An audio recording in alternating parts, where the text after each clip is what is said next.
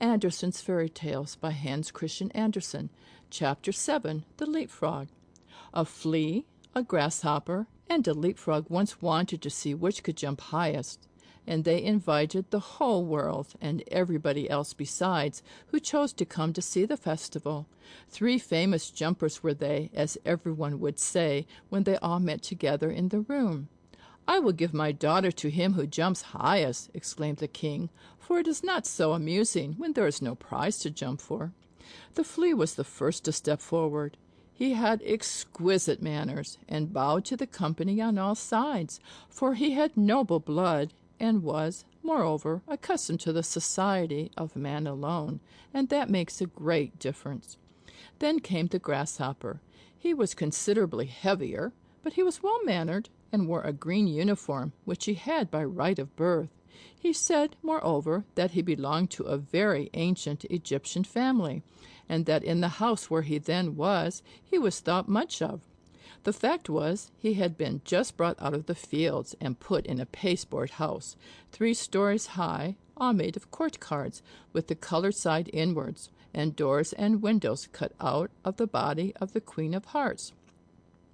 "I sing so well," said he, "that 16 native grasshoppers who have chirped from infancy, and yet got no house built of cards to live in, grew thinner than they were before for sheer vexation when they heard me." It was thus that the flea and the grasshopper gave an account of themselves, and thought they were quite good enough to marry a princess. The leapfrog said nothing, but people gave it as their opinion that he therefore thought the more, and when the house dog snuffed at him with his nose, he confessed the leapfrog was of good family.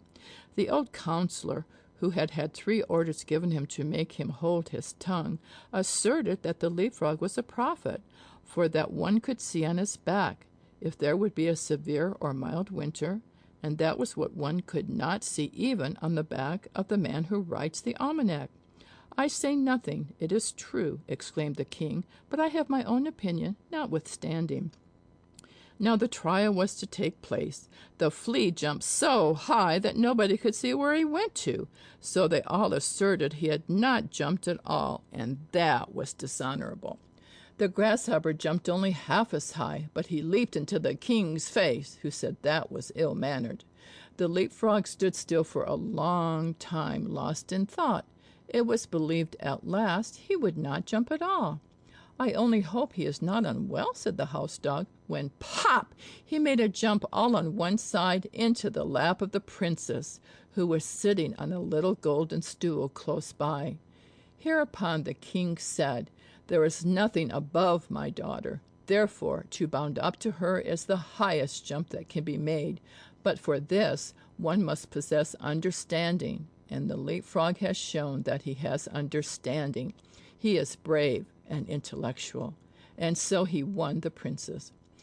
"It's all the same to me," said the flea. "She may have the old leapfrog for all I care. I jumped the highest, but in this world merit seldom meets its reward. A fine exterior is what people look at nowadays." The flea then went into foreign service, where it is said he was killed. The grasshopper sat without on a green bank and reflected on worldly things. And he said, too, "Yes, a fine exterior is everything. A fine exterior is what people care about." And then he began chirping his peculiar melancholy song, from which we have taken this history, and which may, very possibly, be all untrue, although it does stand here printed in black and white. End of Chapter 7, recording by Kathleen Larberg.